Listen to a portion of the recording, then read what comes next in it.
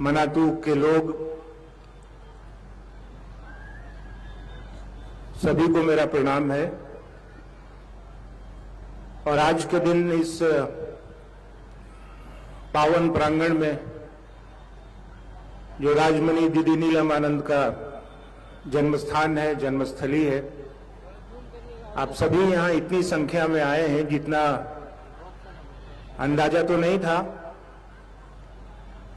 लेकिन यहाँ के स्थानीय लोगों ने और पूरे झारखंड के लोगों ने, जहां से भी लोग आए हैं, कार्यकर्ता के रूप में भी जुड़े हुए हैं सभी लोग, सब लोगों की सराहना मैं करता हूं। मैं देख रहा हूं, एक दो दिन से मौका मिला नजदीक से देखने का, सभी लोगों ने बहुत मेहनत करी है।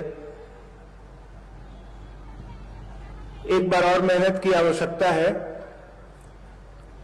क्योंकि ये भाई बहन जहां से भी आए हैं देश के कोने कोने से, साहब श्री हरिंदर आनंद जी और दीदी नीलम आनंद के कलेजे के टुकड़े हैं, सभी उनके बहुत प्रिय हैं। तो सभी से मेरा ये निवेदन होगा कि यहां से अपने घरों की तरफ, गंतव्य की तरफ जाते वक्त एक दूसरे का ध्यान रखें, बच्चों का हाथ न छोड़ें, पकड़ के रखें उन्हें। जहां आपने अपनी गाड़ियां लगवाई हैं वहीं जाएं और धीरे धीरे यहां से जाने का प्रयास करेंगे। क्योंकि चर्चा की कड़ी में मुझे विषय दिया गया है कि मैं अपनी अनुभूति आप सबों से बताऊं, साझा करूं। तो मेरी सबसे बड़ी अनुभूति है कि मैं जैसे आप सभी परिवार है, उस परिवार का मैं हिस्सा हूं, मैं भी एक शिव शिष्य हूं आप सबों की तरह। ये एक अनुभूति है, इससे अच्छी अनुभूति और क्या हो सकती है।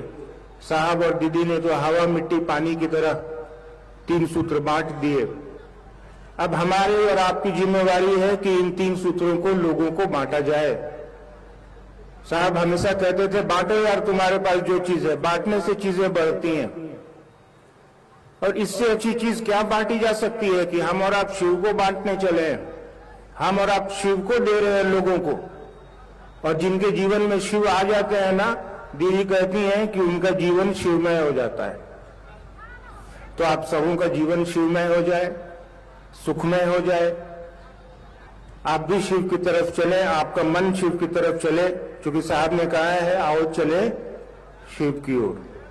तो शिव की ओर कदम तो जाएंगे नहीं, मन जाएगा हमारा और आपका। तो मन को अपने गुरु शिव की तरफ ले चलने की कोशिश करिए। और जहां तक अनुभूति की बात है, मैंने आपको बताया ही, मैं शिव का शिष्य हूं, जैसे आप हैं वैसे मैं भी हूं।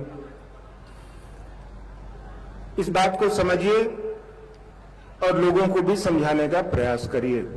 क्योंकि आपकी संख्या बहुत ज्यादा है, मुझे चिंता भी हो रही है। यहां बैठे सभी लोग आप ही की सेवा के लिए यहां मौजूद है। तो आपसे भी विनती होगी कि जरूर अपना ध्यान रखें, आप अपने साथ जिनको लाए हैं उनका भी ध्यान रखें, और बड़े इत्मीनान से यहां से जाने का प्रयास करिएगा। ये मेरी विनती है, इसको जरूर मानने की कोशिश करिएगा। अब और भी वक्ता लोग हैं, आप उनसे सुनिए। आप सबों के चरणों में मेरा प्रणाम। सुना हम लोगों ने भी मोनू भैया से। आगे जो विषय है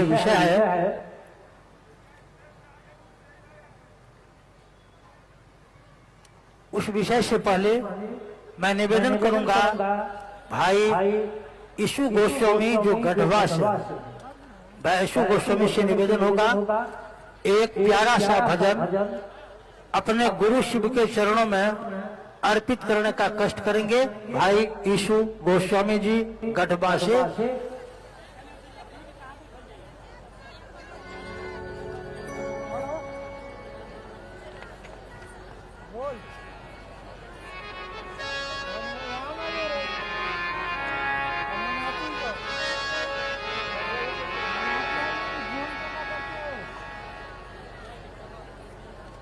खत्म होता है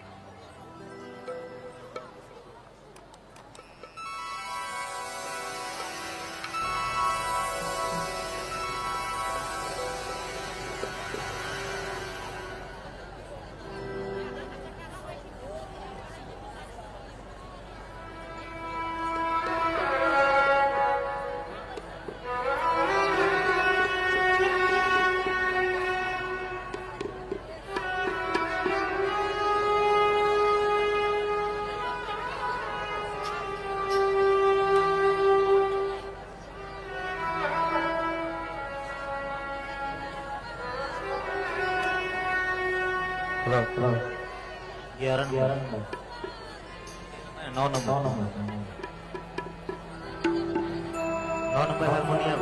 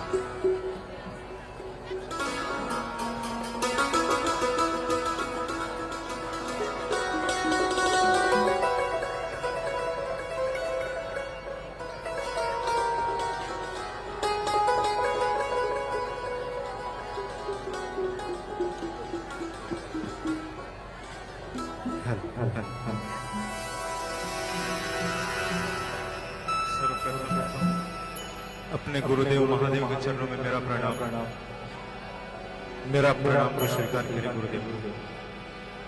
साहब हरिदान के चरणों में प्रणाम मेरे प्रणाम को स्वीकार करें। ये नीलम दीदी की जन्मस्थली है, इस जन्मस्थली को प्रणाम, नीलम दीदी को प्रणाम, मेरे प्रणाम को स्वीकार करें। यहाँ पर उपस्थित सभी गुरु भाई गुरु बहन उनके चरणों में मेरा प्रणाम, मेरे प्रणाम को स्वीकार करें। हेलो आउटपुट सही है, आउटपुट सही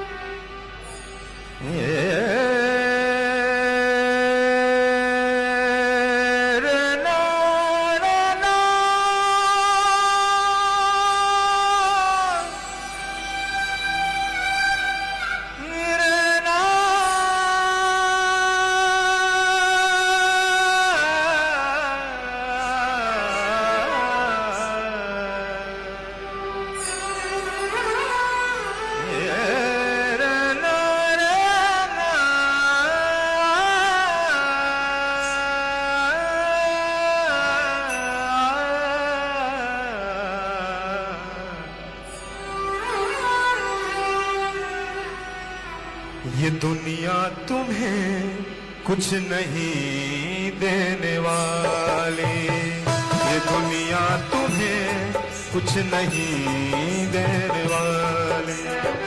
साहब के दर पे चला जा सवाली, साहब के दर पे चला जा सवाली। ये दुनिया तुम्हें कुछ नहीं देने वाली, ये दुनिया तुम्हें कुछ नहीं देने वाली। हरिंदर के दर पे चला जा सवाली, हरिंदर के दर पे चला जा सवाली।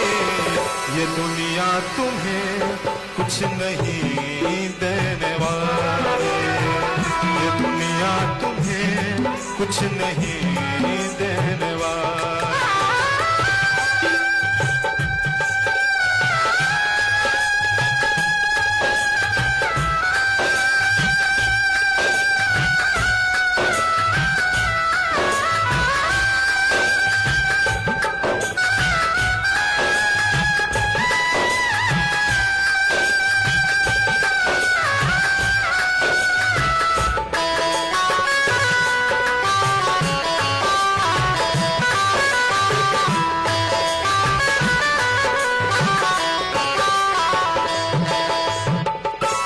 उधर कमो है ताज सारा जमाना, हसी उधर कमो है ताज सारा जमाना। हसी उधर पे दोनों जहां का खजाना, हसी उधर पे दोनों जहां का खजाना। वहां सारी दुनिया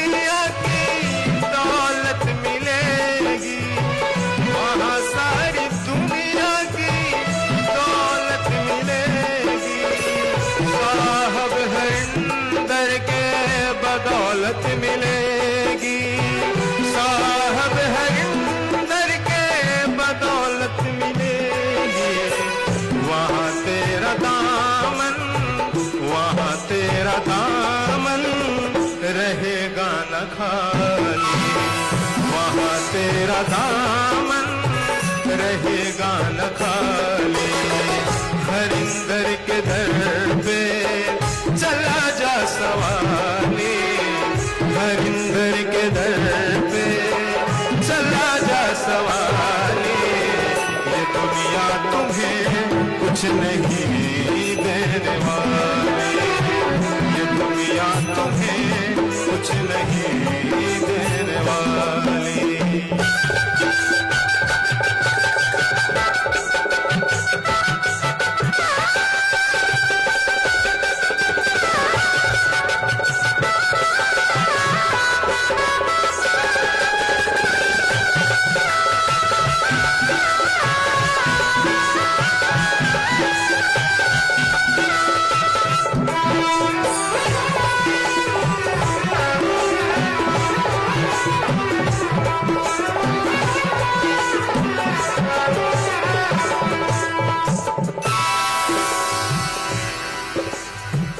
तीन सूत्र को तुमने बताया है, तीन सूत्र को तुमने बताया। दया चर्चा नमन तूने समझाया, दया चर्चा नमन तूने समझाया। तमन्ना है ये है कि हम भी चले, तमन्ना है यह कि हम भी चले। जहाँ तुमने खुद को शिव में समाया, जहाँ तुमने खुद को शिव में समाया। चलो आज कर ले, चलो आज कर ले शिव की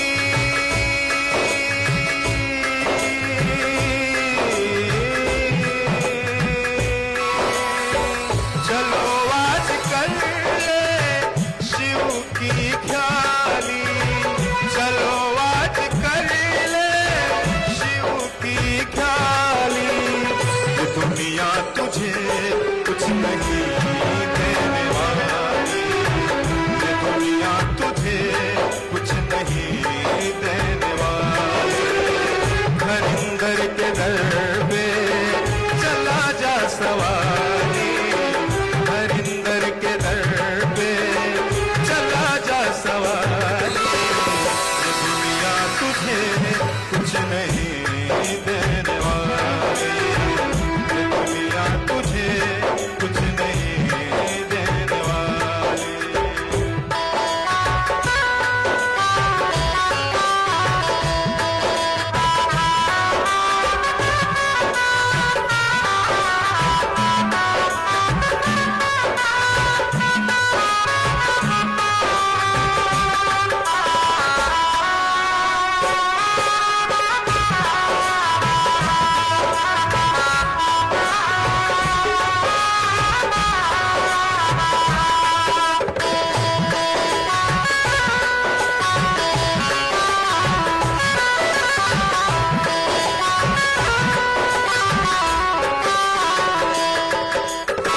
सुनो दुनिया वाले साहब की जुबानी, सुनो दुनिया वाले साहब की जुबानी। शिव जैसा गुरु कोई ना और ना ज्ञानी, शिव जैसा गुरु कोई ना और ना ज्ञानी। आओ हमें सब शिष्य बने,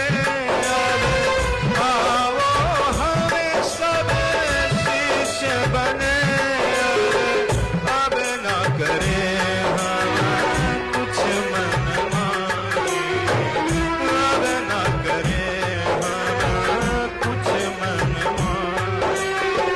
तीन सूत्र है, तीन सूत्र है एक प्रणाली, तीन सूत्र है एक प्रणाली। साहब के दर पे चला जा सवार,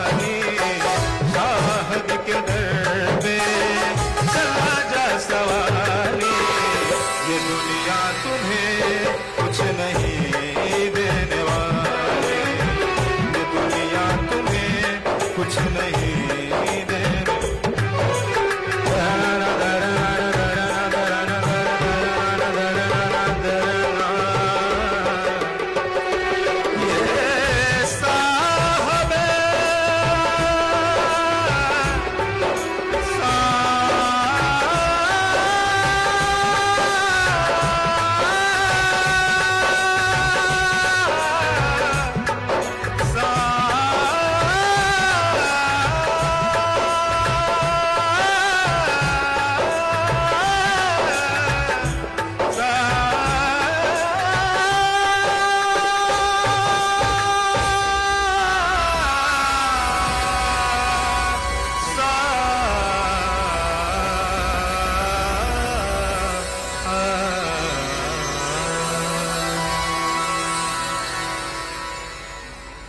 आइए सुना हम लोगों ने भाई ईशु गोस्वामी जी से, ये दुनिया तुम्हें कुछ नहीं देने वाली। और आगे जो विषय हमने आपसे पूर्व में निवेदन किया, फिर मैं कहूंगा आप जगह लेकर बैठ जाए, इधर उधर आप घूमेंगे, बात ठीक से सुन नहीं पाएंगे और फिर समझने में दिक्कत होगी। जो विषय है अब मानव जीवन में गुरु, शिव का गुरु पद, शिव का गुरु पद विषय है और इस विषय पर ही यह धूरी है। इसी शिव के गुरु पद को साहब श्री ने संसार में उजागर किए। और मैं आपको बतलाऊं, साधु कभी मरते नहीं, साधु कभी मरते नहीं। एक आकाशवाणी आई और उस आकाशवाणी ने जिनके दिल को झकझोर दिया वह हमारी आपकी प्यारी बहन अनुनीता आनंद जी। मेरा निवेदन होगा, हम लोग प्रेम से बोलते हैं लवली दीदी, लवली दीदी से निवेदन होगा शिव का गुरु पद विषय पर अपनी भावनाओं को हमारे आपके दिनों तक पहुंचाएगी लवली दीदी हमारे बीच।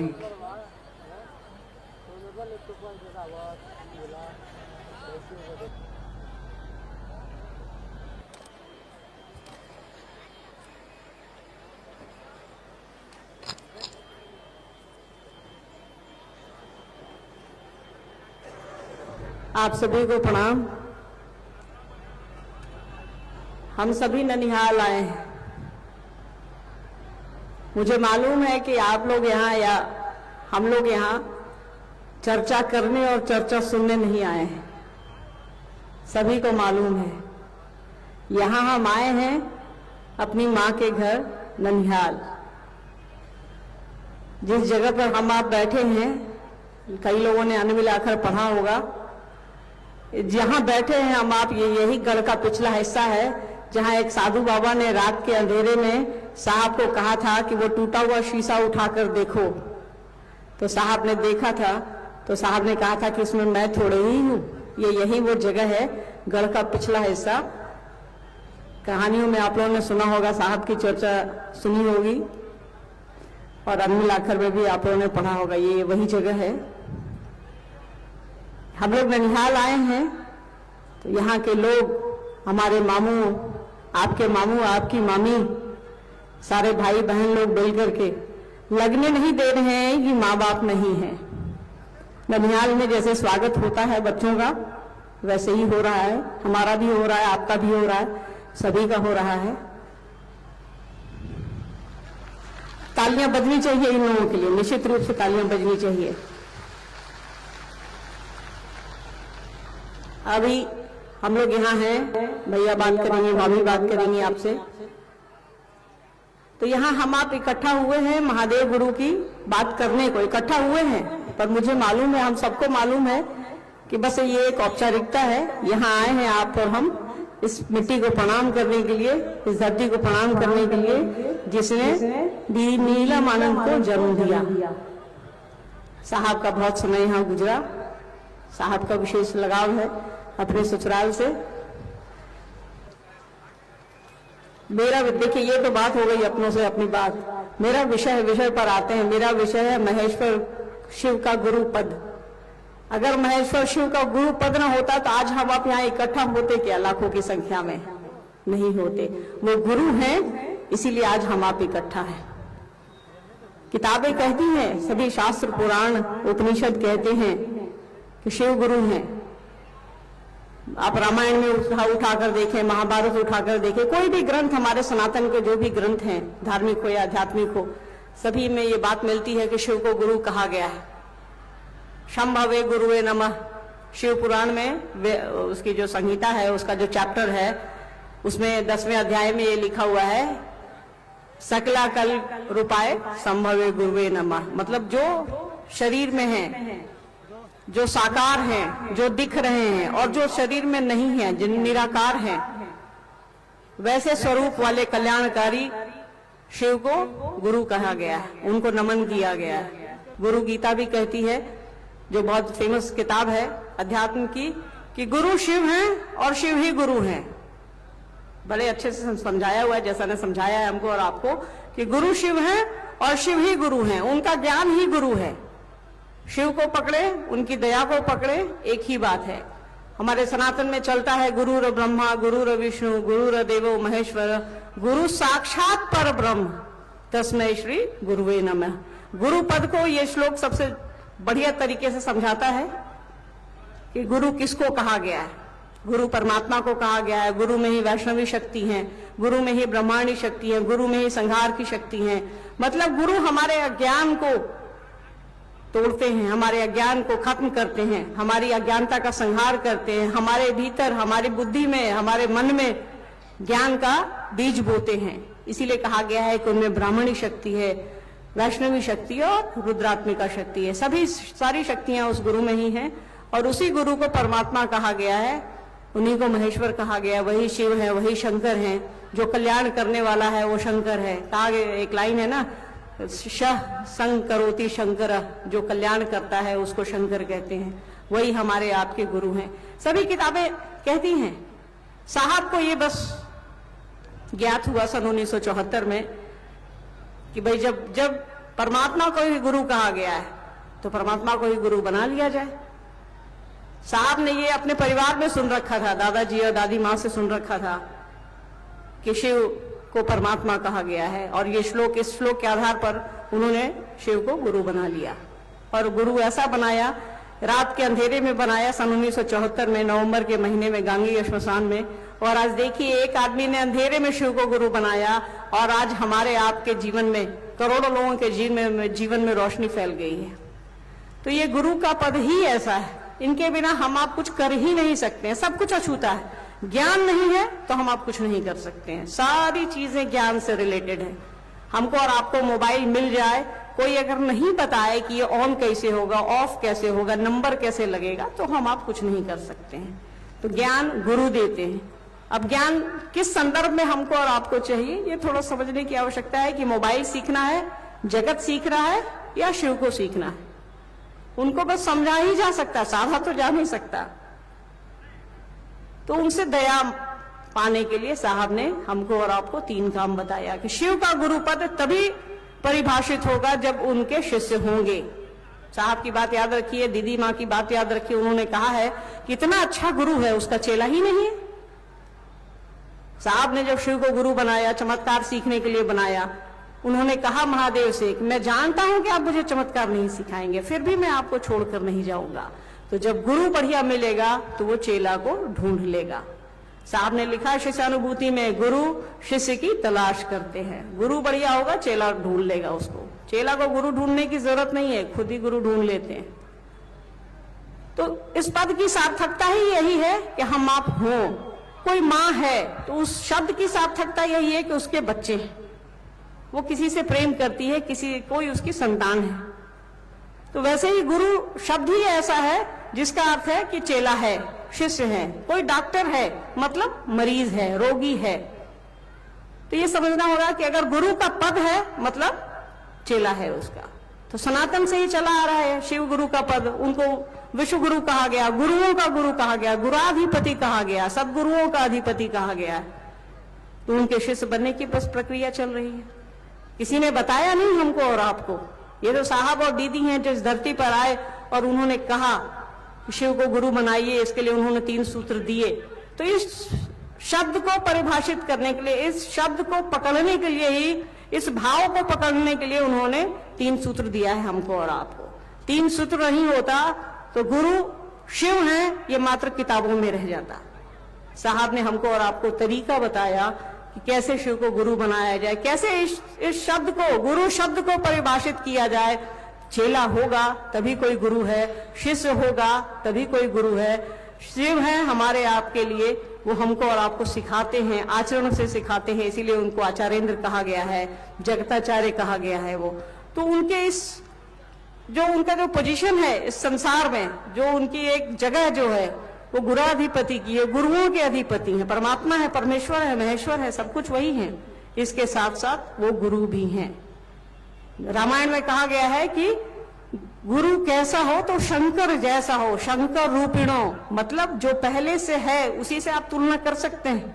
हम आप एक दूसरे की खूबसूरती की तुलना करते हैं ना चांद से, कहते हैं ना कि परसों धूप बहुत अच्छी निकली थी, ये नहीं कहते कि आगे 2 दिन बाद धूप बहुत अच्छी निकलेगी। जो हो गया है उसी के बारे में तुलना करते हैं। तो कहा गया है गुरु शंकर रूपिणो, तो गुरु कैसा हो, शंकर जैसा हो, मतलब वो पहले से गुरु हैं तभी उनकी तुलना हो रही है, तभी उनकी उपमा दी जा रही है। महाभारत में भी कृष्ण के गुरु उपमन्यु हैं। उपमन्यु ने कहा कि जिसके जीवन में एक पल भी शिव नहीं आए उसका जीवन बेकार है। तो ये महादेव का गुरु पद ही ऐसा है कि उनके बिना हम आप अधूरे हैं। जब तक ज्ञान नहीं लेंगे तब तक ये संसार चलेगा नहीं। इसीलिए वो दुनिया के सबसे बड़े गुरु हैं, क्योंकि उन्होंने हमको और आपको बनाया है। जिसने बनाया है उससे अच्छा गुरु कोई नहीं हो सकता है। तो यही है शिव का गुरु पद। ज्यादा कुछ कहने को नहीं है। साहब दीदी आपको समझा रहे हैं, आप समझ भी रहे हैं, हम आप सभी समझ रहे हैं इस दिशा में, इस विषय पर। उन्होंने किताबें लिखी हैं, शिष्यानुभूति लिखी है, उनकी लाखों शिव चर्चाएं हैं, यूट्यूब पर उपलब्ध हैं। माँ की तो थोड़ी कम है। सुनिए, समझिए, उनकी पुस्तक पढ़िए और आपस में साथ मिलकर के आगे बढ़िए। ये साथ चलने की विधा है। भगवान शिव की शिष्यता साथ चलने की विधा है, एक साथ चलने की विधा है, प्यार से चलने की विधा है, प्यार की विधा है। तो एक साथ चलिए, सुरक्षित रहिए, सुरक्षित जाइए। इतनी भीड़ है यहाँ, ये भीड़ जो है मुझे मालूम है मेरे लिए या किसी और के लिए या किसी और के लिए नहीं आई है। भीड़ सिर्फ और सिर्फ साहब और दीदी माँ के लिए आई है। आप सिर्फ उनके लिए आए हैं, उनकी इस जगह के लिए आए हैं। हम सभी को मालूम है, हम सभी ये समझते हैं, आप सभी का स्वागत करते हैं। आपको कुछ कठिनाइयां भी हो रही हैं, हमें मालूम है। थोड़ी मदद की जरूरत है आपसे भी, और हम लोग भी लगे हैं, सारे लोग, सारे गुरु भाई गुरु बहन कार्यकर्ता यहाँ के लगे हैं। लगभग 1000 कार्यकर्ता अनु भैया ने बनाया है, वो सभी आपकी मदद के लिए लगे हैं। तो सुरक्षित जाइए, अच्छे से घर पहुंचिए। आपका सुरक्षित घर पहुंचना हम सभी की जिम्मेदारी है। तो जब तक आप सुरक्षित घर नहीं पहुंचेंगे, हम सभी की जिम्मेदारी पूरी तरह से वहन नहीं होगी। अभी आएंगी भैया, बात करेंगे आपसे, भाभी बात करेंगी। आप सभी के चरणों में मेरा प्रणाम। सुना हम लोगों ने लवली दीदी से शिव का गुरु पद और बहुत सारी बातें। मैं जो अगला विषय है, अगला विषय आप भी बोलते हैं कि अरे अब तो हमारा संसार का सारा संबंध छूटता जा रहा है। जो मेरे गुरु भाई हैं, मेरे गुरु बहन हैं, वही मेरे अपने हैं। विषय है अपनों से अपनी बात, अपनों से अपनी बात। और इस विषय पर मैं प्रार्थना करना चाहूंगा। हमारे आपके बीच अर्चित आनंद भैया उर्फ अनु भैया मौजूद हैं। अर्चित आनंद भैया से मेरा निवेदन होगा, हम प्रार्थना करना चाहेंगे। अपनों से अपनी बात, 2 शब्द आप हमारे दिलों में महादेव की दया और साहब श्री दीदी जी के आशीर्वाद से रखने का कष्ट करेंगे। अनु भैया हमारे बीच।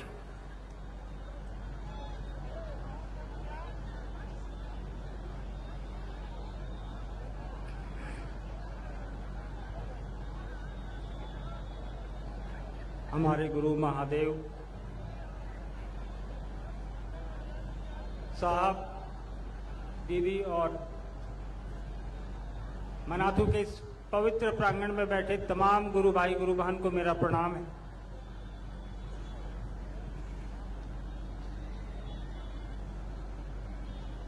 वर्षों बाद एक आयोजन मनातू गढ़ के इस प्रांगण में अपने गुरु शिव की बात करने, उनकी बात सुनने और उनकी बात सुनाने के लिए आयोजित किया गया।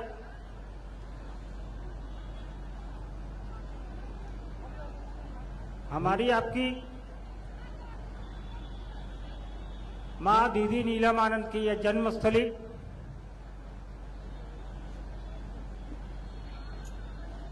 और हमारी भी ये जन्मस्थली है। हम लोगों का भी जन्म इसी स्थल पे हुआ है, मनातू में ही।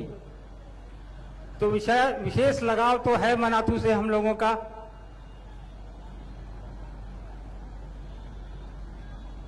और माँ तो माँ होती हैं। ये अलग बात है कि दीदी नीलम के शरीर से हमने जन्म लिया है, लेकिन दीदी नीलम ने आपके हमारे जैसे करोड़ों बच्चे इस देश में खड़े कर दिए हैं अपने शिव गुरु के नाम के लिए।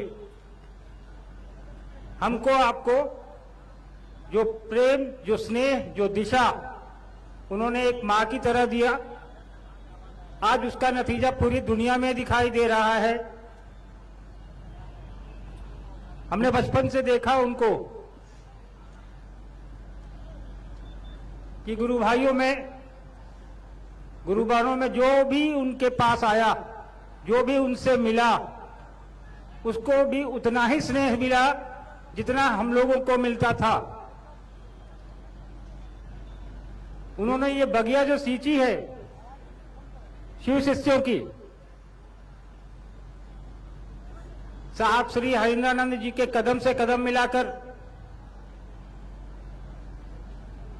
उन दिनों भी हम लोगों ने देखा है जब उंगली पे गिने चुने शिव शिष्य हुआ करते थे।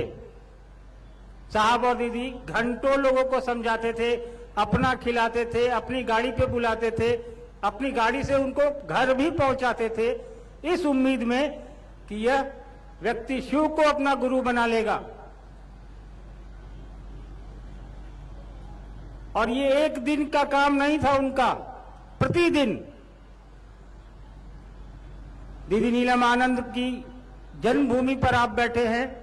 उनकी पृष्ठभूमि, उनका पूर्व का किसी को बताने की जरूरत नहीं है कि वो किस घर से आती थी, किसी चीज की दिक्कत नहीं, किस घर में ब्याही गई थी, वहां भी किसी चीज की दिक्कत नहीं। साहब खुद एक अधिकारी, उसके बावजूद साहब और दीदी ने शिव की शिष्टता को हर एक दिल में उतारने के लिए हमारे आपके बीच मेहनत की। शिव का गुरु स्वरूप स्थापित हो जाए हमारे आपके दिलों में, हमारे आपके जेहन में, उसके लिए काम किया।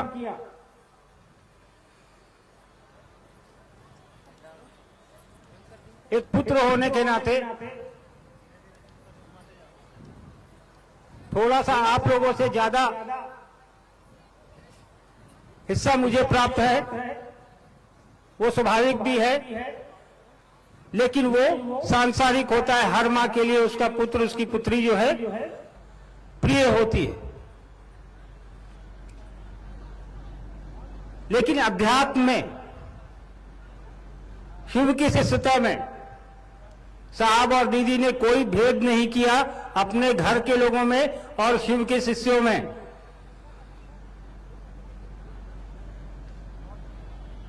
और एक मां की यही असलियत होती है कि उसके लिए बच्चे सभी समान होते हैं, जो उसके शरीर से निकले हैं वो भी, जिसको वो अपना बच्चा मानती है वो भी। एक छोटा सा किस्सा सुनाता हूं मैं आप लोगों को। मधेपुरा में साहब मजिस्ट्रेट हुआ करते थे। ये किस्सा मैंने एक दो जगह और सुनाया है। इस कहानी को सुनाने के पीछे एक मेरा मतलब है कि आप लोग को समझिएगा इसके मर्म को कि मैं क्यों बता रहा हूं। एक मां का दर्द क्या होता है या एक मां का एहसास क्या होता है बच्चों के लिए। यहां मोनू लवली भी बैठे हैं। तो शाम में एक शिक्षक आया करते थे पढ़ाने हम लोगों को, नाम नहीं बताऊंगा क्योंकि वो शिक्षक अभी शरीर में हैं। तो साहब प्रतिदिन की तरह अपने कार्यालय से आए और ड्राइंग रूम एक लंबा सा था, वहां पे साहब और दीदी शिव चर्चा में लोगों के साथ बैठ गए। वो शिक्षक जो थे उनका पढ़ाने का समय हुआ, वो आए और हम लोग तीनों को एक साथ ही पढ़ाते थे वो। तो उस दिन मेरा मन नहीं था, हमने कहा कि आज पढ़ने की इच्छा नहीं है, क्या करें कि शिक्षक महोदय यहां से चले जाएं बिना पढ़ाए। तो दिमाग में कुछ खुराफात मेरे आया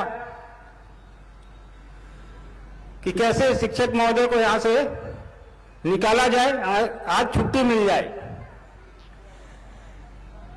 तभी मुझे ध्यान आया कि साहब के पूजा रूम में एक सांप रखा हुआ है। लवली को याद होगा, वो अभी भी है सांप, वो काला वाला। और वो सांप जो है वो बिल्कुल असली सांप की तरह दिखता था, वो आज भी है, रांची में रखा हुआ है पूजा घर में वो सांप।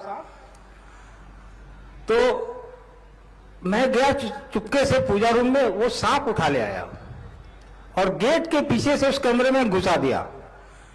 तो शिक्षक महोदय को पहले सांप दिखाई दे गया, इतना जोर से चिल्लाए कि सांप तो क्या डरेगा, लकड़ी का था, हम डर गए। हमने सांप जल्दी में उठाया, वापस पूजा रूम में रखा और वापस आके पूछा क्या हुआ सर। तो बोले भागो भागो वहां सांप है।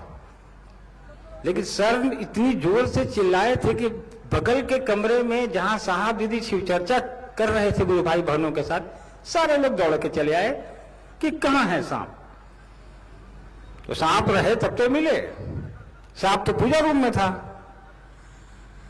साहब समझ गए कि शैतानी इन्हीं की है, क्योंकि मैं ही सबसे किनारे बैठा था। तो साहब ने कुछ किया नहीं, एक थप्पड़ मुझे लगाया। उसके बाद कहा कि इसी का काम है।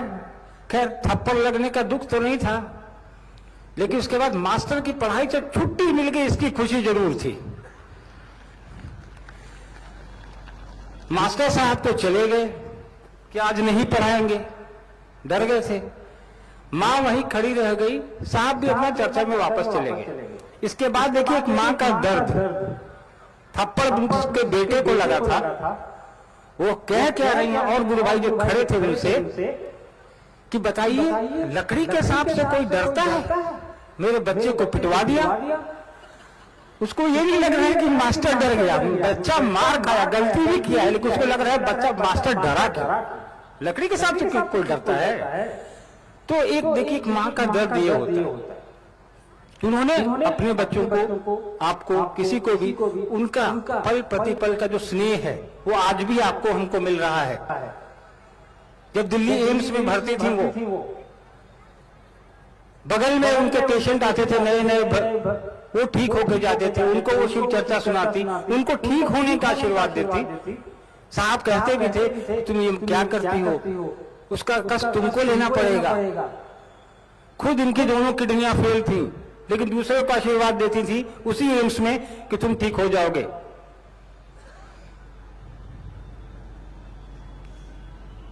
तो आप और हम उस मां की भूमि पर आए हैं, उस मां से आशीर्वाद लेके वापस जाएंगे कि जो उन्होंने रास्ता दिखाया है उस पर हम और आप चल सकें। उनके सभी अपने हैं, कोई पराया नहीं है। जो यहाँ आया है वो भी उनका है, जो सुन रहा है वो भी उनका है, जो मनातुर नहीं आ पाए हैं वो भी उनके हैं, और जो गुरु भाई गुरुबन नहीं है वो भी उनके अपने हैं।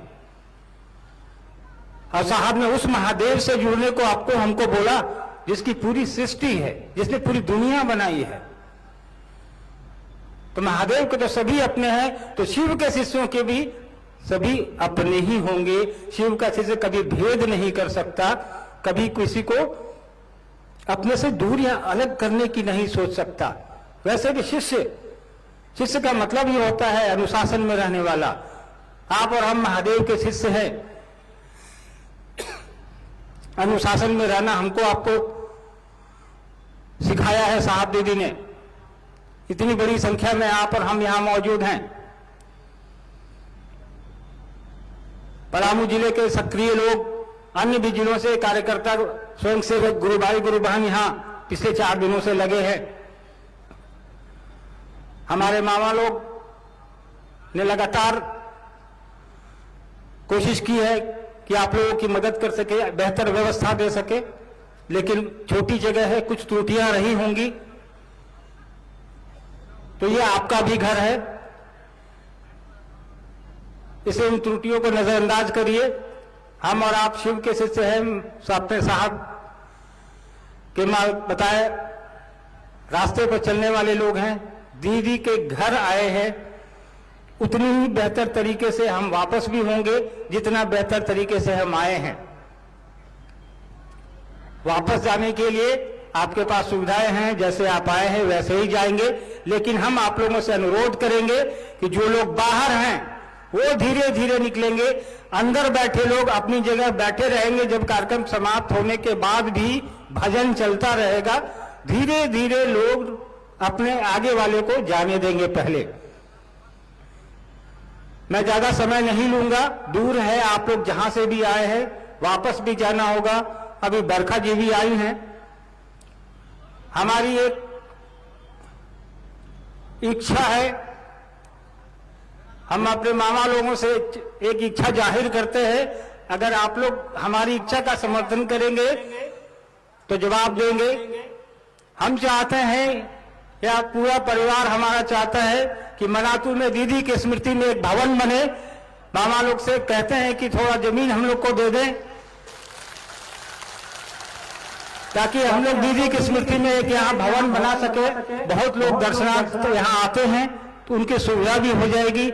स्मृति में भवन भी बन जाएगा, कुछ लोगों को आराम भी मिल जाएगा।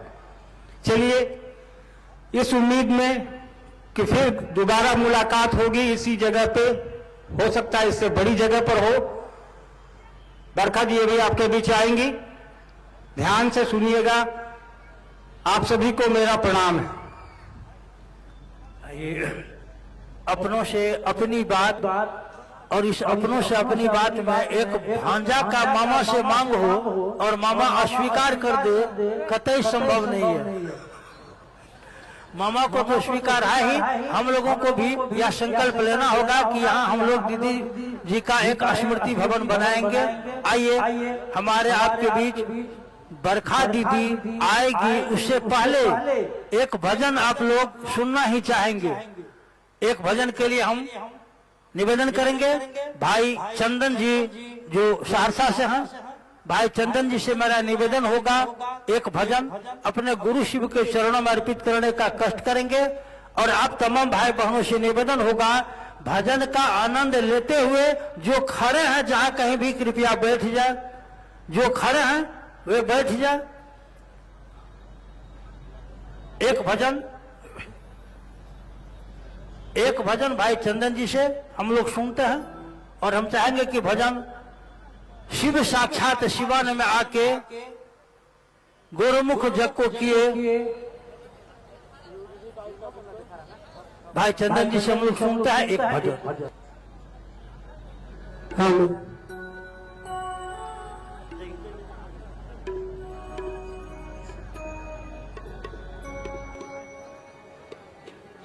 हेलो हेलो हेलो,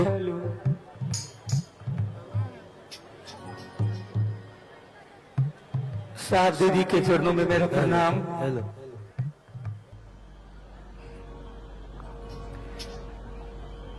आज जो ये जन सैलाब है,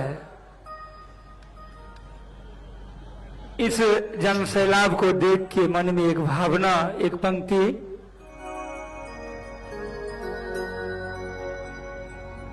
हम सब आए हैं, हम सब आए हैं।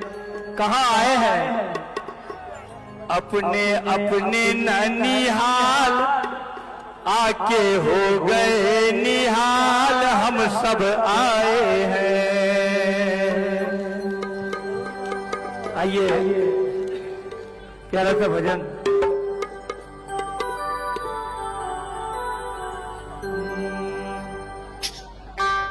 गुरुमुख जग को किए, हे माई जगत गुरु हर से। गुरुमुख जग को किए, हे माई जगत गुरु हर से। शिव साक्षात सिवान में आके गुरुमुख जग को किए। शिव साक्षात सिवान में आके गुरुमुख जग को किए। शिव साक्षात सिवान में आके गुरुमुख जग को किए। सिवान में आके गुरुमुख जग को किए।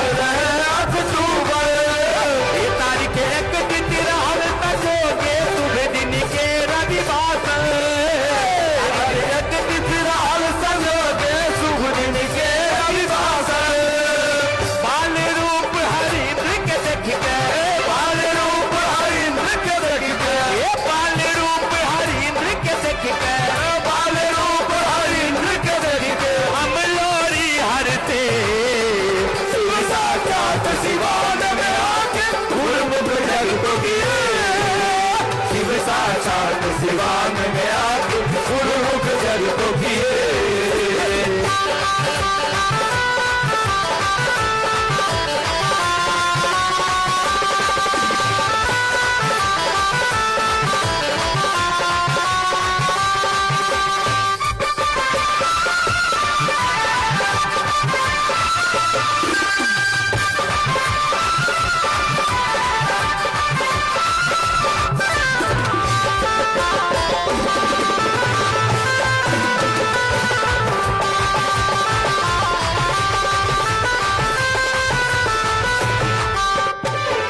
और साहब के माता जी का नाम क्या है, थोड़ा गौर करेंगे। हे माता राधा के आंचल में शिव साक्षात खिलावे। माता राधा के आंचल में शिव साक्षात खिलावे। हे माता राधा के आंचल में शिव साक्षात खिलावे। माता राधा के आंचल में शिव साक्षात खिलावे। बाबू विश्वनाथ जगत में शिव के सगरे घुमावे। बाबू विश्वनाथ जगत में शिव के सगरे घुमावे।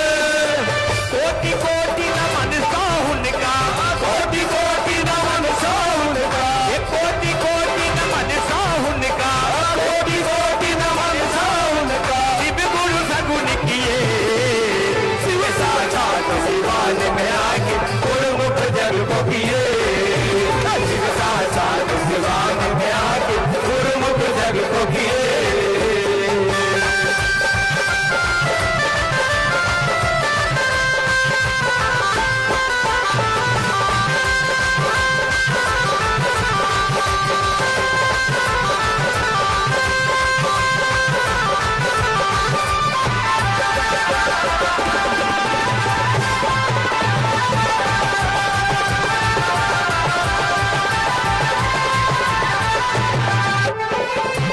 और ये पंक्ति दीदी के लिए है, गौर करिएगा।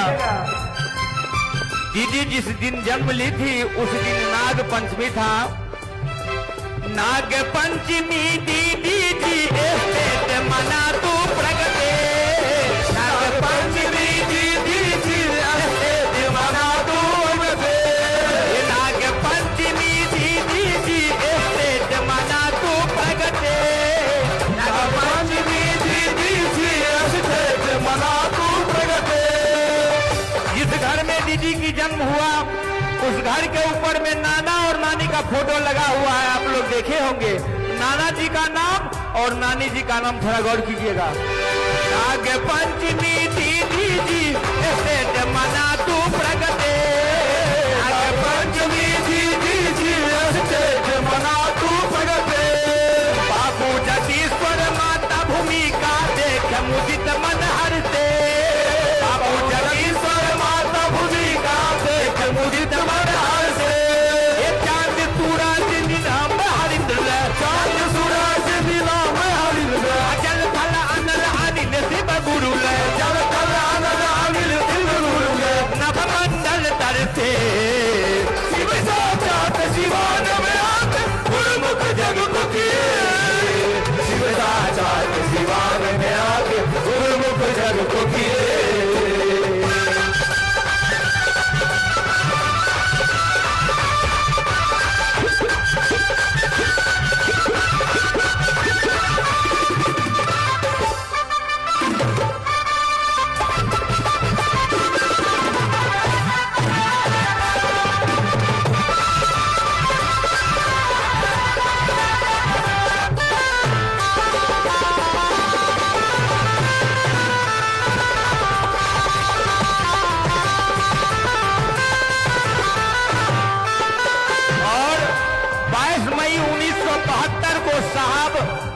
और दीदी एक संग हुई है।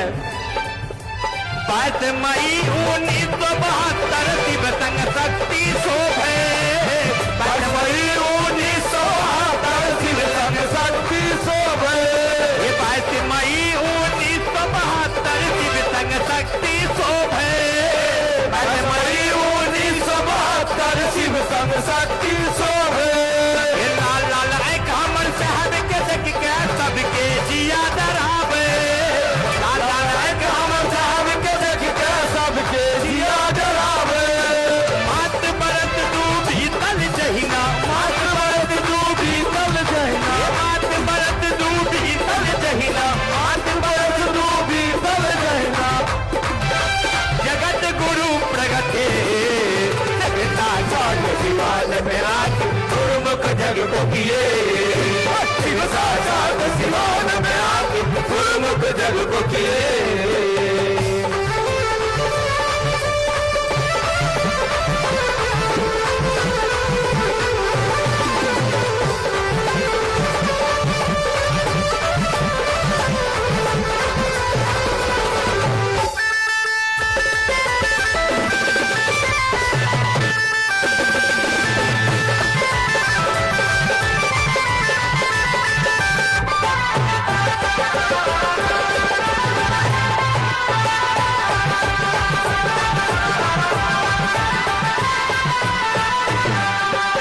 सन 1974 आरा समतान बुलावे, सन 1974 आरा समतान बुलावे।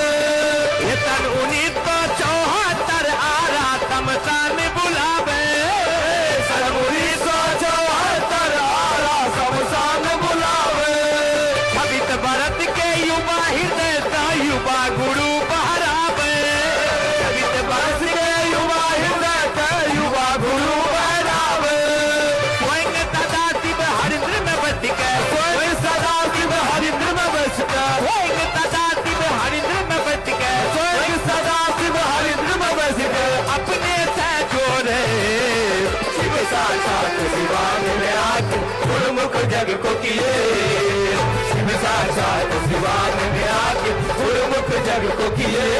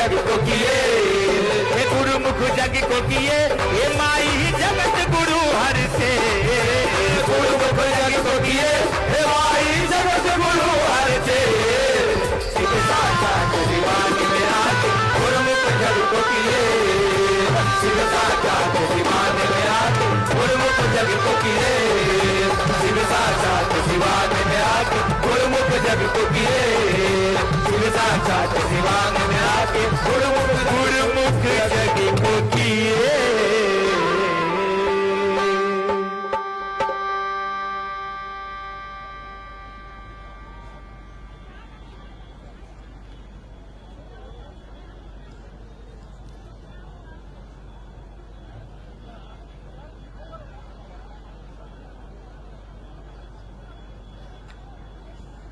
हेलो हेलो मैं टेस्टिंग हेलो। बड़ा ही प्यारा भजन अभी हम लोगों ने सुना, शिव साक्षात शिवान में आके, और इस भजन में बहुत सारी जानकारी हमको आपको मिल जाती है। आइए इस कार्यक्रम में बड़ी दूर दूर से, जैसा कि भी हमारे आपके मन में भी यही भावना है, हम जा रहे हैं अपने ननिहाल, आए हैं ननिहाल, लेकिन एक हम लोगों को मुद्दा मिला कि शिव गुरु महोत्सव है, उसमें भाग लेंगे। अगला जो विषय है, इस विषय पर यदि आप इसको ठीक से गौर से नहीं आप सुनेंगे, मन चित्त को स्थिर कर बैठकर, तो फिर हमारा आना जाना, इतना जो हमारा धन का व्यय हुआ, लगेगा कि सारा बेकार चला गया। इसीलिए आप तमाम भाई बहनों से मेरा निवेदन और प्रार्थना होगा, आप बैठ जाए। हमने पहले भी निवेदन किया, भजन होते होते हम लोग चैन से बैठ जाए। इस भारत में आध्यात्म की दुनिया में किसी ने यह बात नहीं कहा कि शिव के बिना आदमी का जीवन क्या होगा। यह बात भी किसी ने नहीं कहा कि यदि कोई व्यक्ति शिव के साथ चलेगा, शिव के साथ चलने का संकल्प लेगा, निर्णय लेगा, तो उस व्यक्ति के जीवन की क्या दशा होगी, क्या दिशा होगी। यह बात इस ब्रह्मांड में पहला व्यक्ति जिन्होंने कहा है, जिनका नाम है साहब श्री हरिंद्रानंद जी, एक शिव शिष्य के रूप में उन्होंने पूरी दुनिया को यह संवाद दिया, आओ चले शिव की ओर, आओ चले शिव की ओर। इसी विषय पर मैं निवेदन करूंगा, प्रार्थना करूंगा। हमारे आपके बीच दीदी बरखा आनंद जी मौजूद हैं। इस विषय पर बरखा दीदी आओ चले शिव की ओर विषय पर अपने दिल के उद्गार को हमारे आपके बीच परोसने का काम करेगी। दीदी बरखा हमारे आपके बीच।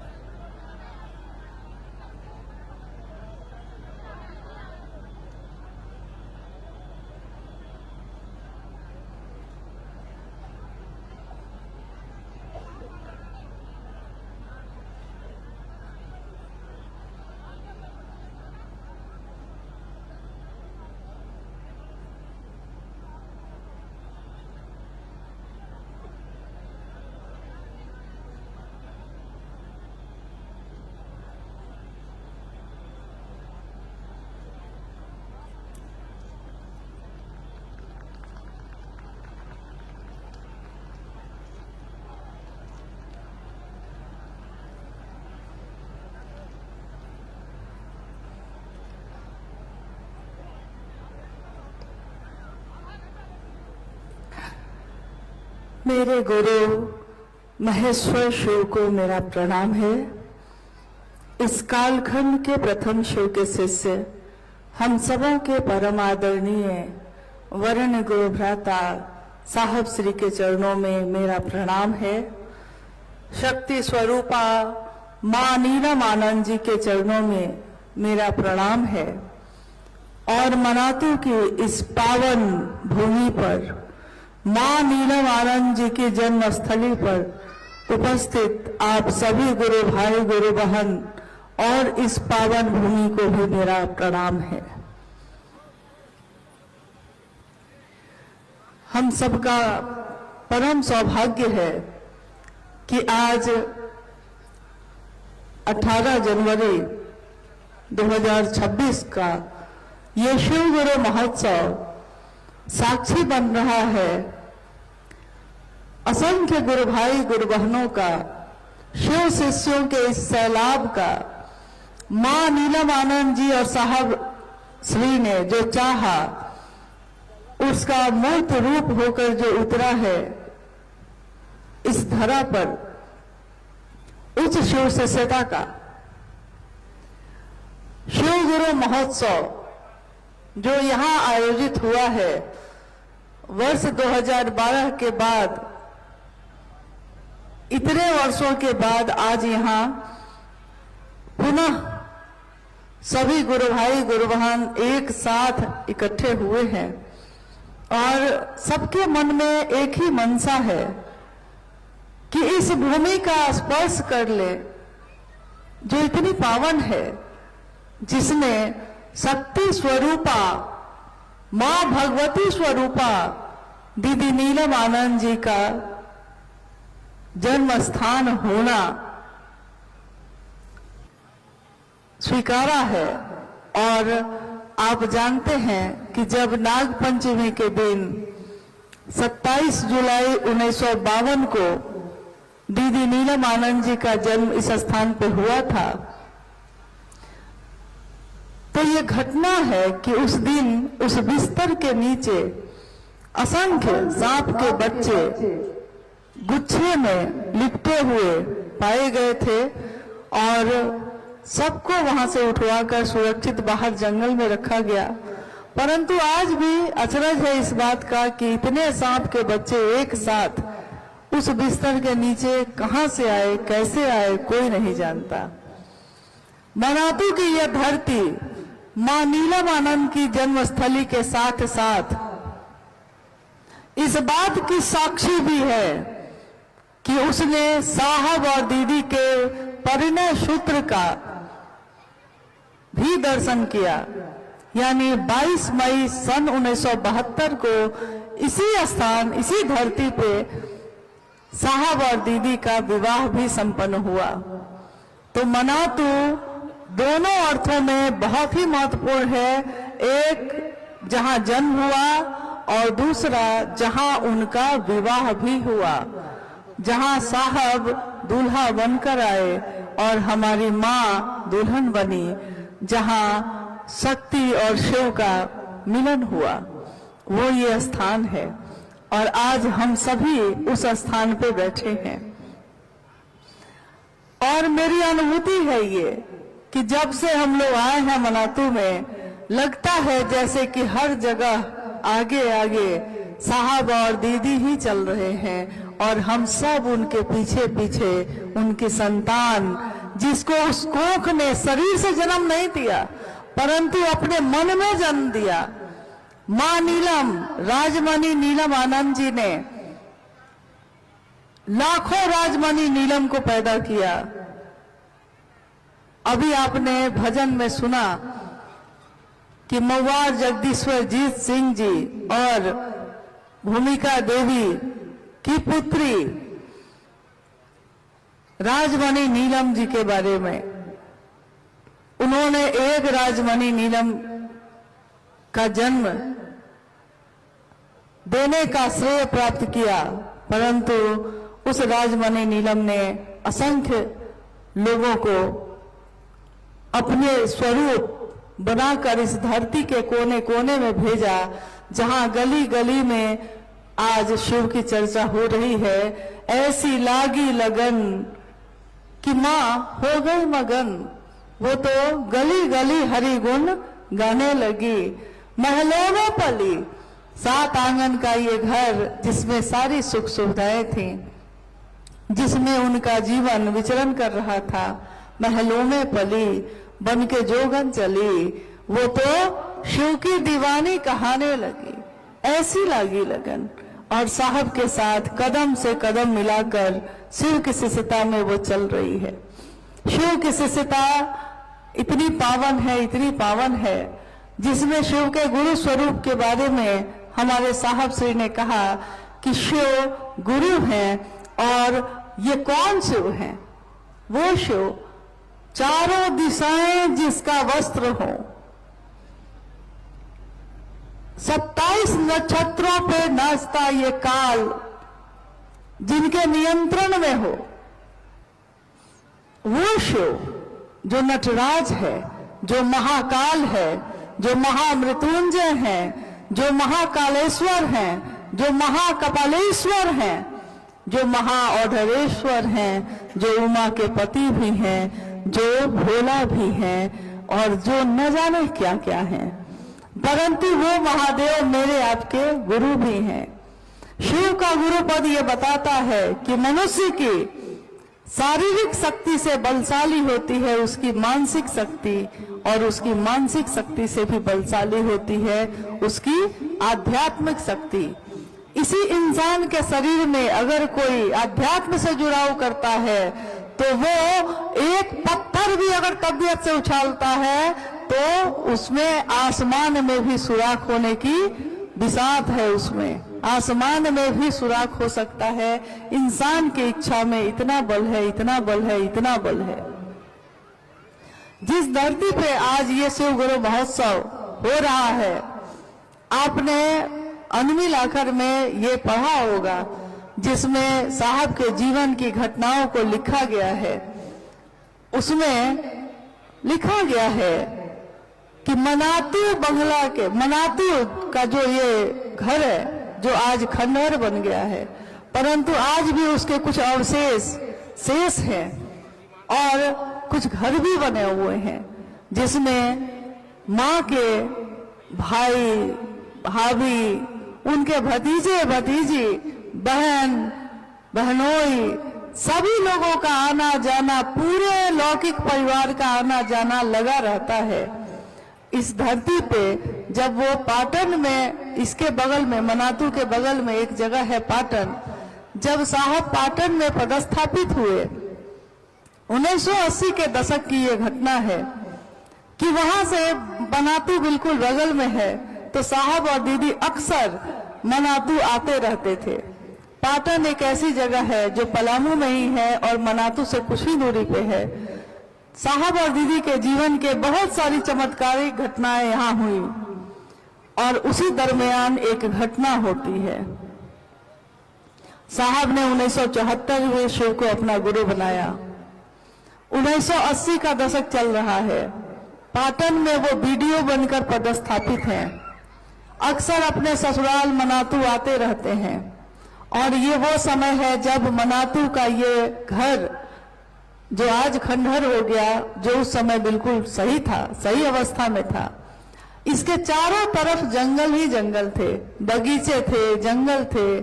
जहां हम और आप आज मैदान में बैठे हैं, इस मैदान में उस समय जंगल थे। और साहब ने अपने जीवन की घटना को, माँ ने अपने जीवन की घटना को जो बताया है, उसमें इस स्थान की जो घटना है वो बड़ी महत्वपूर्ण है शिव शिष्टता में। घटना क्या है? घटना है कि पाटन से साहब और दीदी मनातू आए। मनातू में वो घर में है, रात हो गई है, चांदनी रात है, चारों तरफ चांद की रोशनी बिखरी हुई है और चांद की उस रोशनी में साहब और दीदी कहते हैं कि चलिए थोड़ा टहल के आते हैं।